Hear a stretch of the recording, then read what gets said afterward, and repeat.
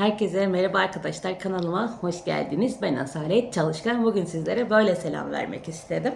Bugün yine çok güzel bir çalışma yapacağız. Yine oldukça pratik bir çalışma olacak. Kadife iple olacak tabii ki.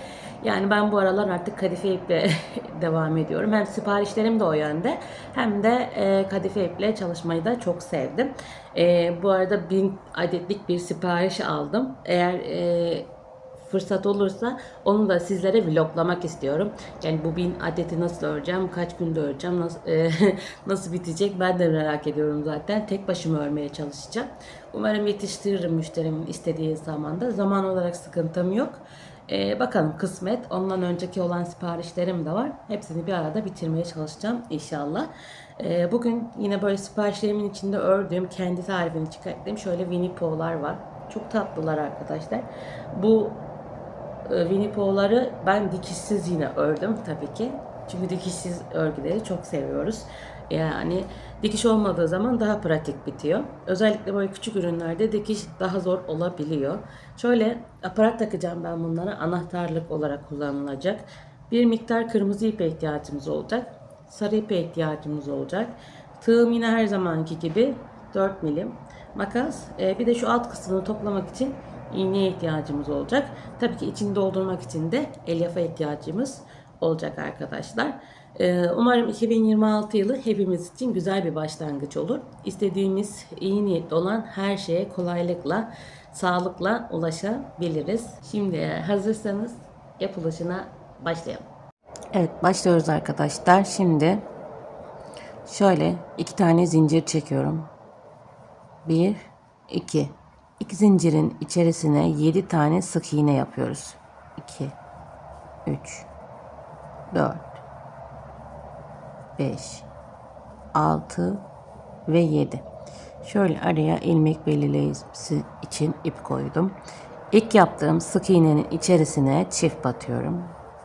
Geri kalan 6 sık iğnemin içerisine de çift batıyorum. Toplamda 14 tane sık iğnemiz oluyor arkadaşlar.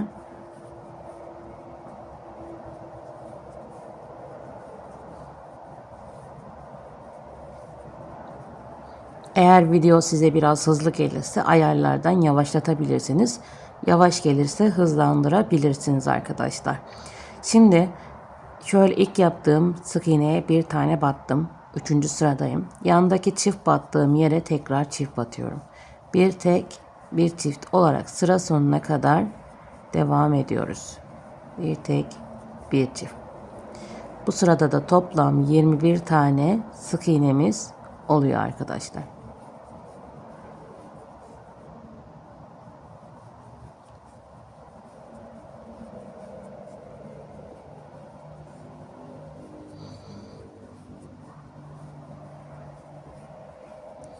Evet, geldik şimdi sıra başına, 4. sıramızdayız.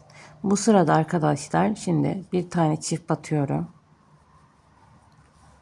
Üzerine sırayla 6 tane sık iğne. 1, 2, 3, 4, 5, 6. Tekrar çift batıyorum. 1, 2, 3, 4, 5, 6 ve çift batıyoruz. Böyle devam ediyoruz arkadaşlar. Son kalan 6 taneyi de örüyorum. 5 ve 6. Şimdi bu sırada da 24 tane sık iğnemiz oldu. Bu 24 tane sık iğneyi arttırma eksiltme yapmadan bir sıra boyunca örüyoruz.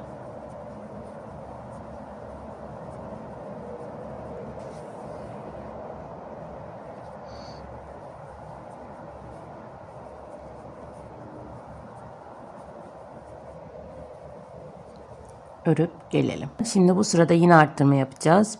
1, 2, 3,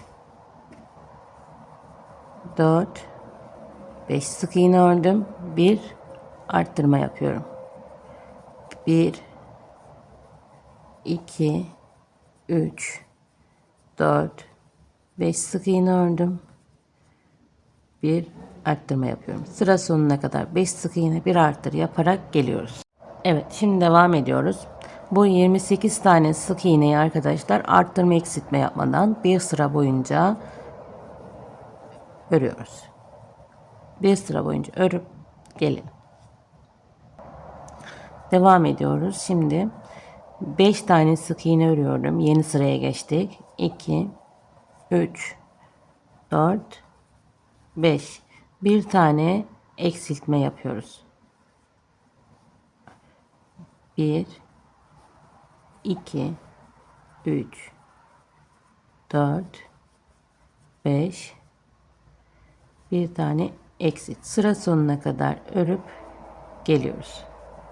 İpimi bu tarafa aldım. Şimdi yeni sıraya başlıyoruz. Bu sırada toplam 12 tane eksiltme yapacağız arkadaşlar. Her birini birlikte keseceğiz yan taraftaki sık iğne ile.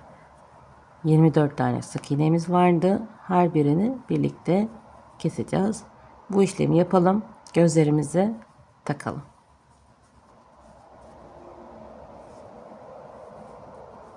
Sıra sonuna kadar örüp gelelim. Evet, geldim arkadaşlar. Şimdi gözlerimizi de takalım. 1, 2, 3, 4, 5, 6 ve 7. sıra arasına takıyoruz. Şöyle ortalayacağım.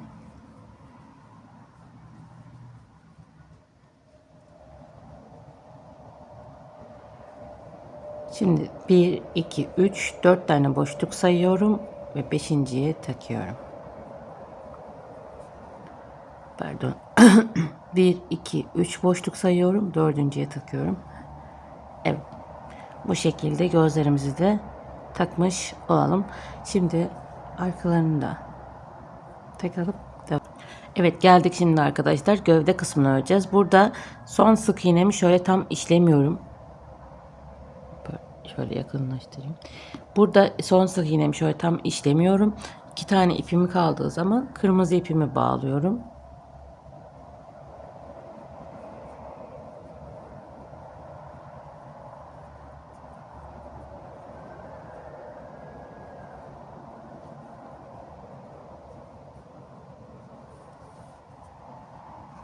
Şimdi kırmızı iple devam edeceğiz. Tamamladım sık iğnemi.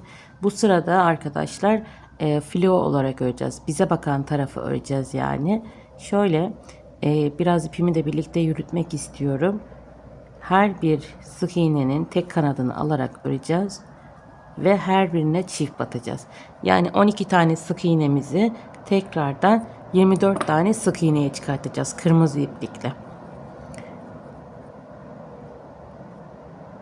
Tek kanadına şöyle tek kanadına batıyorum.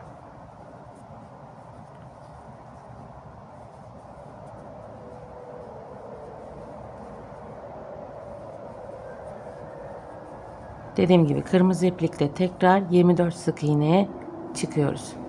Örüp gelin.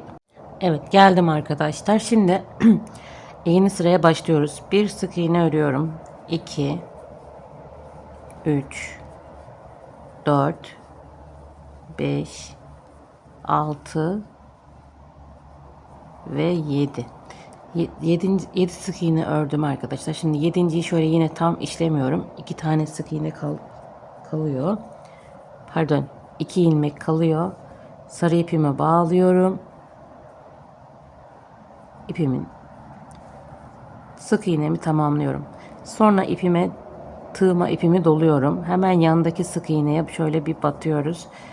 Toplam aynı yere arkadaşlar 4 tane ikili trabzan örüyoruz. 2 3 ve 4. Şimdi burada tığımı çıkartıyorum ipimden. Şu şekilde ilk yaptığımın tepesine batıyorum geri. İlmeğimi alıyorum ve kırmızı iple tamamlıyoruz arkadaşlar. Daha sonra yan taraftaki sık iğnenin tepesine sık iğne yapıyorum. Sarı ipim burada duruyor arkadaşlar. 2 3 4 5 6 7 8 tane sık iğne yapıyorum araya. Sarı ipimi alıyorum. Tekrar tam bitirmiyorum. Son sık iğnemi yine ve sarı iple bitiriyorum. Şimdi yandaki sık iğneye tekrar 4 tane ikili trabzan yapıyoruz. 2 3 ve 4. Çıkardım. İlk yaptığım trabzanın tepesine battım. İpimi aldım ve kırmızıyla tamamlıyorum. Geri kalan 7 tane sık iğnemi de düz bir şekilde örüyorum. Sarı ipimi kesiyorum.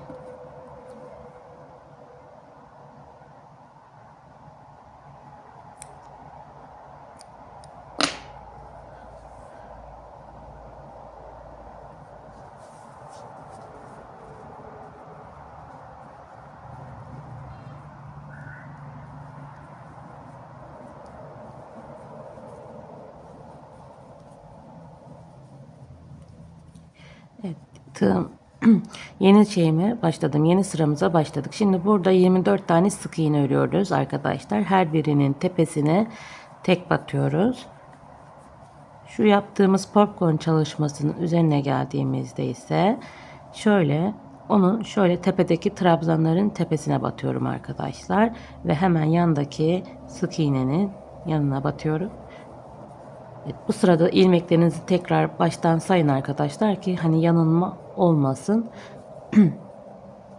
Bu şekilde devam edelim. 24 tane sık iğnemizi örüp gelelim.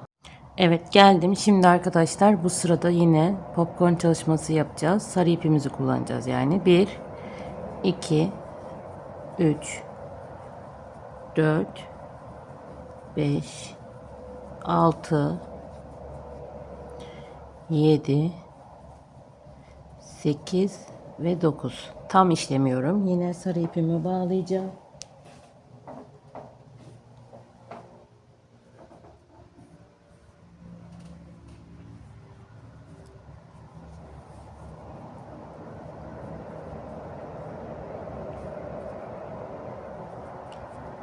Hemen yandakine 4 tane ikili trabzan yapıyorum.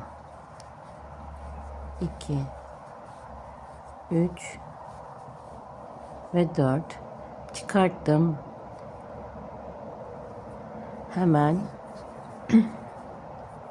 kırmızı ipimle tamamlayıp yan tarafa sık iğne yapıyorum. 1, 2, 3, 4. Dördüncüyü tamamlamıyorum. Tekrar bir popcorn çalışması yapıyoruz.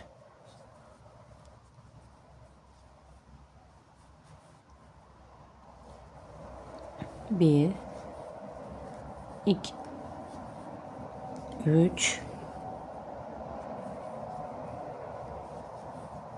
ve 4. Hemen yan tarafa batıyorum. Pardon, tığımı çıkarttım. İlk yine batıyorum. Kırmızıyı aldım. Yan tarafa batıyorum. Geri kalan 9 tane sık iğnemi örüp geliyorum. Sarı ipimi de kesiyorum. Evet, geldim arkadaşlar. Şimdi burada eksiltmemizi yapacağız. Bir sık iğne örüyorum. Diğerini yandakiyle birlikte kesiyorum. Bir sık iğne örüyorum. Diğerini yandakiyle birlikte kesiyorum. Bir kes. Şimdi buraya geldi. Bir kes. Bir kes. Toplamda 16 tane sık iğnemiz kalıyor geriye. Bu sıradan sonra içini elyafla doldurmamız gerekiyor.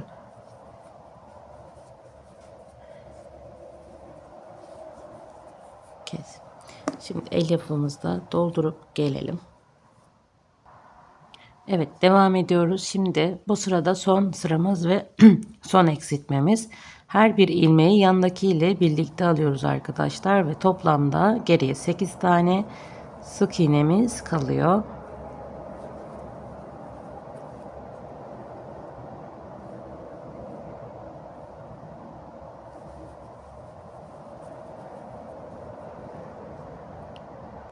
Ve ipimizi biraz uzun bırakarak kesiyoruz. Şimdi burada şöyle altta hafif eğer boşluk varsa orayı da bir miktar elyafla doldurabilirsiniz.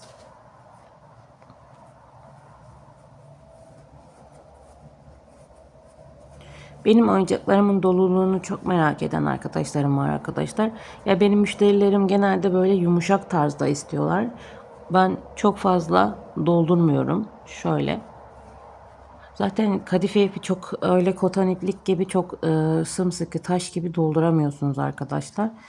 İlmekler büyük, açılma yapabilir. Yani koton iplikte esneme yok ama kadife iplikte olabiliyor ilmeklerin arasında. Tabi herkesin örümüne göre değişebilir ama hani çok böyle sıkı doldurulmuyor. Zaten özelliği de o. Şimdi şöyle ilmeklerin tepelerinden batıyorum. Ve her birini toplayıp çektim. Orta kısım tamamen kapandı. Evet, şimdi kulaklarını yapmaya başlayalım. Sarı ipimi tekrar alıyorum. Şimdi şöyle 1 2 3.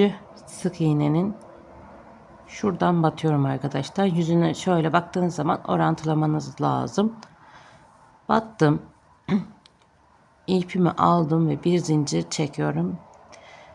Tığıma bir doladım. Battım. Bir tane yarım trabzan doladım. Aynı yere batıyorum.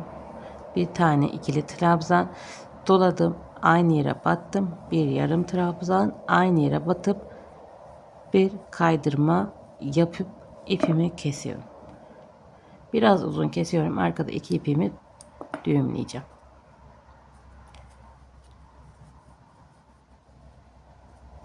Bakın şu 1 2 3.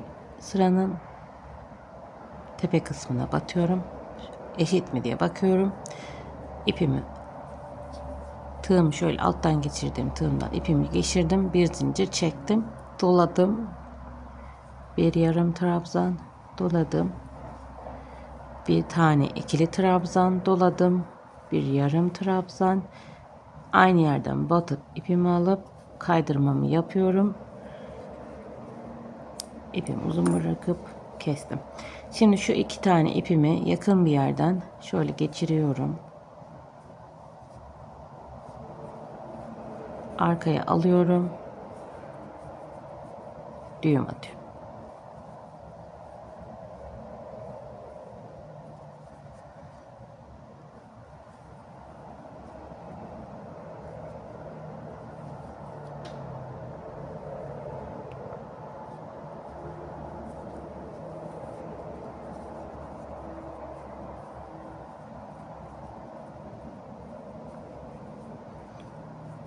İplerimizi temizleyelim. Kadife ip çok dökülüyor arkadaşlar. Özellikle bazı renklerde daha fazla dökülme oluyor nedense.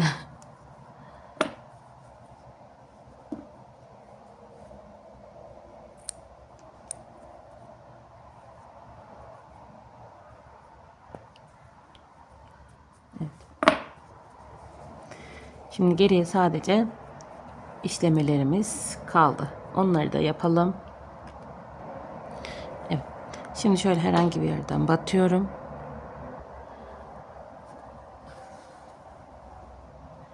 Şöyle gözümüzün hemen şöyle çaprazından çıktım ve çaprazdan batıyorum. Şimdi şurada bir kaş yaptık.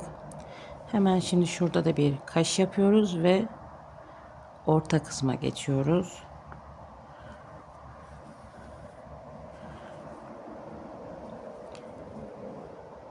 Şöyle biraz daha.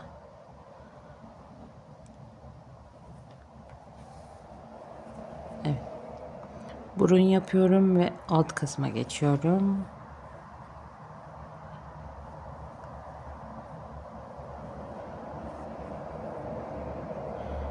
Ve şöyle dudak işleyeceğiz. Hemen şöyle karşıdan batıyorum. Alttan çıkıyorum.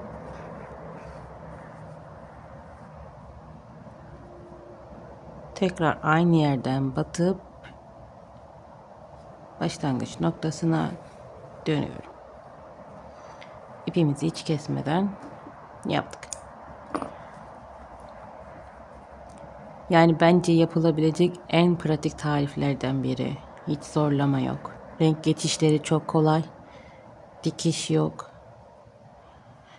İşlemeleri de kolay olduğunu düşünüyorum. Tabi sizin bunu oyuncak örmeye başlama seviyenize göre değişebilir. Evet, oyuncağımız hazır arkadaşlar. Şöyle göstereceğim. Evet, şöyle sonuç böyle arkadaşlar. Umarım beğenmişsinizdir. Umarım ilk videoma istediğim etkileşimi alabilirim. Güzel bir başlangıç yapmış oluruz 2026'ya. Bu seriden birçok tarif gelecek arkadaşlar. Hepsi birbirinden güzel, hepsi birbirinden tatlı ve kolay olacak. Yine pratik tarif olacak. Videomu bitirmeden önce şöyle güzel bir süs yaptım. Masa süsü yaptım arkadaşlar. Onu göstereceğim size. Şöyle ipimiz duruyor. Şu şekilde. Şuraya bir lamba koymaya çalışacağım iç kısma. Onu yaptıktan sonra tam bitmiş halini zaten paylaşacağım. Anlatımlı bir şekilde videosunu çekmeye çalıştım. Bunu da en kısa zamanda paylaşacağım sizlerle arkadaşlar. Umarım başarılı olabilirim. Yani normal bir tarif videosu olarak değil de daha çok anlatmaya dayalı olarak çekmeye çalıştım. Bugünlük bu kadar arkadaşlar. Beni dinlediğiniz için, izlediğiniz için teşekkür ederim. Kanalıma abone değilseniz abone olarak destek olabilirsiniz. Kanalıma abone olmak tamamen ücretsiz. Yorumlarınızı bekliyorum. Ufak bir emoji dahi olsa yorum yaparsanız çok mutlu olurum. Şimdilik bu kadar. Kendinize iyi bakın. Görüşmek üzere.